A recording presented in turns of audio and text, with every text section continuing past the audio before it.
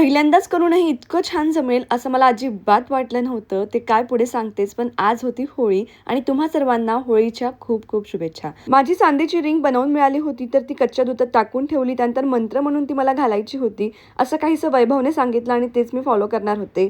मस्त अशी पूजा करून घेतली. सणवार असला की सगळ्यात पहिले पूजा, रांगोळी या सगळ्या गोष्टी होत असतात. सो अनायाही त्याच्यामध्ये खूप छान इन्व्हॉल्व होते. दारात छान अशी रांगोळी काढली आणि घरातही एका पाटाखाली रांगोळी काढून अनाला त्याच्यावर बसवलं.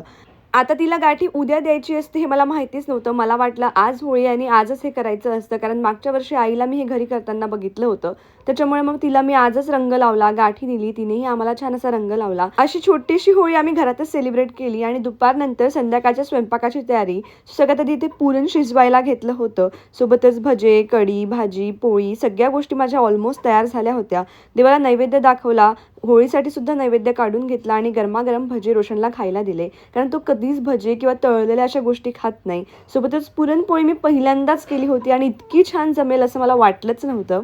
सो अनायाला गरमागरम पुरणाची पोळी खायला दिली. त्यानंतर आरतीचं ताट तयार केलं. मी सुद्धा छान अशी तयार झाली आणि मग आम्ही होळीच्या पूजेसाठी निघालो.